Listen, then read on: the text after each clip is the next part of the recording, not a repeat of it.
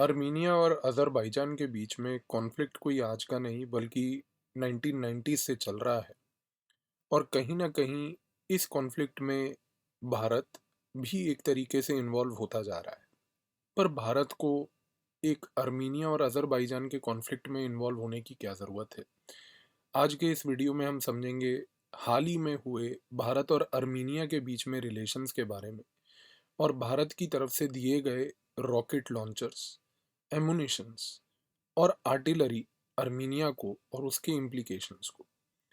आपको एक चीज़ समझनी है कि आर्मीनिया और अज़रबैजान के बीच में कहीं न कहीं टेरिटोरियल क्लैशेस बहुत समय से चल रहे हैं। ये 1990s से, जब से ये दोनों देश सोवियत के कंट्रोल से हटे, कहीं न कहीं तब से ये दोनों देश एक दूसरे के साथ टेरिटोरियल कंट्रोल में बिज़ी हैं। लेकिन पिछले कई सालों से इस कॉन्फ्लिक्ट में, जो इन दोनों देशों के ही बीच में केवल था, हमने देखना शुरू किया कि कहीं न कहीं एक्सटर्नल पावर्स भी घुसने लगी। सबसे महत्वपूर्ण एक्सटर्नल पावर जो इस कॉन्फ्लिक्ट में आई, वो आई टर्की। दोस्तों, टर्की आज की डेट में एक ऐसा देश है जो कहीं न कहीं एक बहुत बड़ा रीजनल एम्बिशन लेके बैठा है। टर्की आज की डेट में ओटोमन एम्पायर को रिवाइव करना चाहता है और वो चाहता है कि मैं एक रीजनल लेवल पे सुप्रीम पावर बनूं। जो पूरा कॉकसस रीजन है और साथ में यूरेशिया का रीजन है, टर्की आज की डेट में ये चाहता है और उसका एक एम्बिशन है कि वो इस रीजन में एक कॉमन सीमलेस आर्म्ड फोर्स रखे, जो कि टर्किक स्पीकिंग नेशंस या टर्किक स्पीकिंग डायलेक्ट वाले नेशंस को जोड़ के एक ऐसी कॉमन आर्म्ड फोर्स बनाई जाए जिससे कि टर्की अपने आप को एक रीजनल पावर की तरह से पोर्ट्रे कर पाए। इस एम्बिशन को अचीव करने में सबसे बड़ी समस्या ये है कि जो टर्किक स्पीकिंग नेशंस हैं कॉकसस रीजन में, या टर्किक डायलेक्ट बोलने वाले नेशंस हैं कहीं ना कहीं यूरेशिया के रीजन में, उन लोगों में कोई इस चीज़ को लेके सहमति नहीं बनी है कि वो टर्की के अंडर या उसके कंट्रोल में आना चाहेंगे। टर्की को ये लगता है कि जब से सोवियत यूनियन टूटा है 1990 से, तो कहीं ना कहीं एक पावर वैक्यूम है जिसको वो फुलफिल करना चाहता है। लेकिन इस पावर वैक्यूम को फुलफिल करने के लिए जब तक आपके पास दूसरे देशों का कंसेंट नहीं होगा, तो दूसरे देश आपके इस रीजनल एम्बिशन को नेगेटिव मानेंगे। टर्की ने अर्मीनिया अज़रबैजान के कॉन्फ्लिक्ट में कहीं न कहीं अज़रबैजान की साइड ली है और अज़रबैजान के साथ-साथ साइड लेने के सवाए इस टेरिटोरियल कॉन्फ्लिक्ट में उसने हमेशा से जो नोगार्नो रीजन में हुआ, जिसके क्लैशेस अभी हाल ही में 2020 में भी हमें देखने को मिले थे, उसमें भी टर्की ने अज़रबैजान को ही सपोर्ट किया। दोस्तों, दिलचस्प बात ये भी है साथ में कि इस कॉन्फ्लिक्ट में अज़रबैजान को टर्की के सवाए पाकिस्तान की तरफ से भी मदद मिल रही है।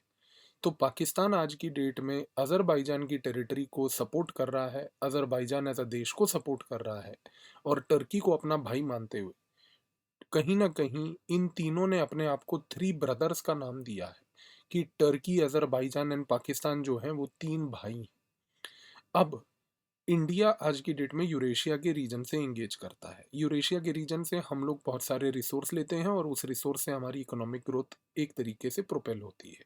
हम नहीं चाहेंगे कि इस ऐसे रीजन से जिससे हम रिसोर्स लेते हैं और हमारी इकोनॉमिक ग्रोथ प्रोपेल हो, कि उस रीजन में कहीं न कहीं पाकिस्तान का एक नेगेटिव प्रेज़ेंस हो या टर्की जैसे देश का एक ऐसा प्रेज़ेंस हो जो कि एक रीजनल एम्बिशन को अचीव करना चाहता है।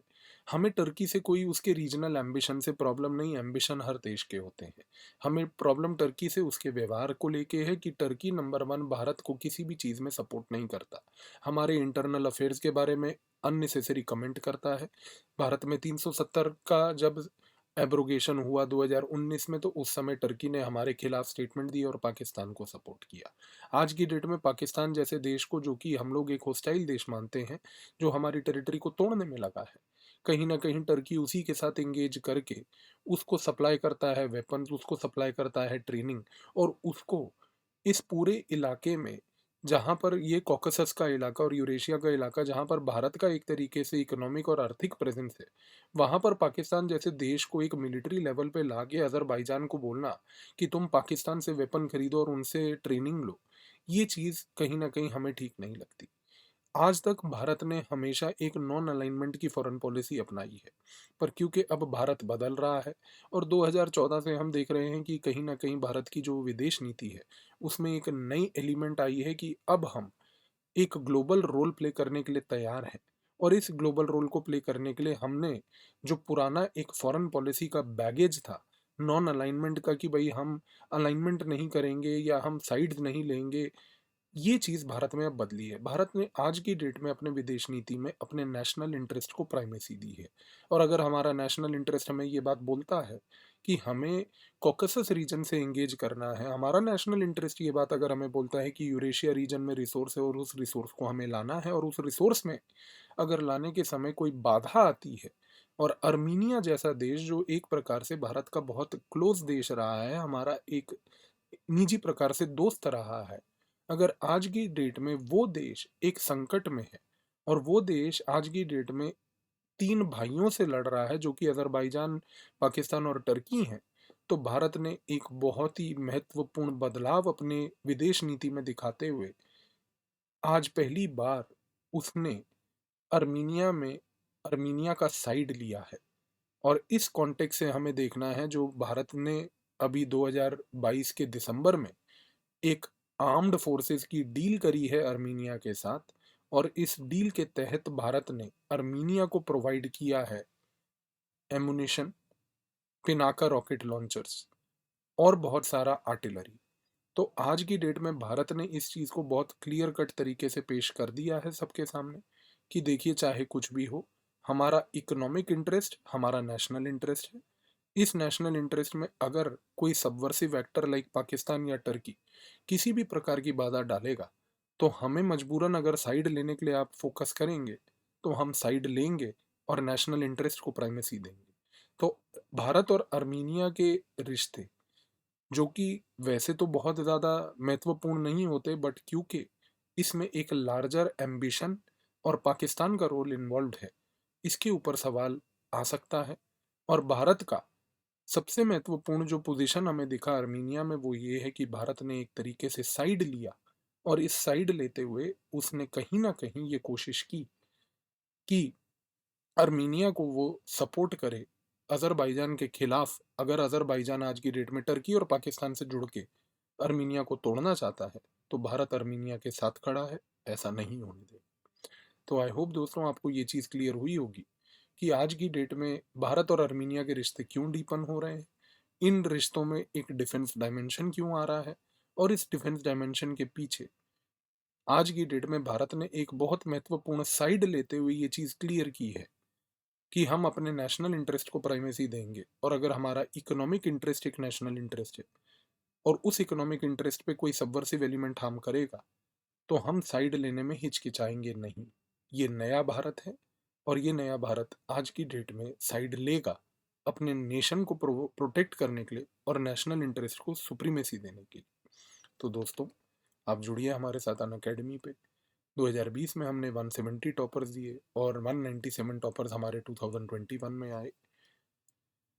अभी 2024 के लिए एक आरंभ बैच, इंग्लिश बैच स्टार्ट हो रहा है 12 जनवरी से। PAVIAS कोड प्रयोग करके आप इस बैच को ज्वाइन कीजिए। टॉप एजुकेटर्स अन अकेडमी के आपको इस बैच में 2024 के लिए पूरी तैयारी कराएंगे। इसके साथ साथ एक रिवीजन बैच फॉर प्रीलिम्स जो कि रफ्तार बैच है, वो 5 जनवरी से स्टार्ट हो चुका है। आप PAVIAS कोड प्रयोग करके इस बैच को भी ज्वाइन कीजिए। दोस्तों, आपके UPSC के ड्रीम को अचीव करने के लिए कोई भी बाधा ना आए, इसलिए ये दिए गए नंबर पे आप हमें संपर्क करें अगर आपको कोई फाइनेंशियल असिस्टेंस की रिक्वायरमेंट हो।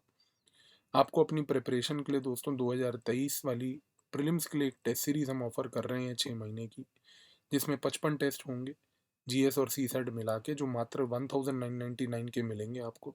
आप PAVIAS कोड का अगर प्रयोग करते हैं तो आपको एडिशनल 10% डिस्काउंट और मिल जाएगा इस टेस्ट सीरीज़ को ज्वाइन करने का। और हमारा एक इंटरव्यू प्रोग्राम चल रहा है, आप अगर इंटरव्यू कैंडिडेट हैं तो इस इंटरव्यू प्रोग्राम को ज़रूर ज्वाइन कीजिए दोस्तों। और अन अकेडमी का अब offline centre old Rajendra Nagar में दिल्ली में आ रहा है, जिसमें लगभग 800 घंटे से ज़्यादा में 100% सिलेबस कवरेज आपको कराई जाएगी, और 2024 का ये फाउंडेशन बैच यहाँ पे प्रोवाइड किया जाएगा। तो आप जुड़िए और अपने IAS के ड्रीम को अचीव कीजिए। धन्यवाद।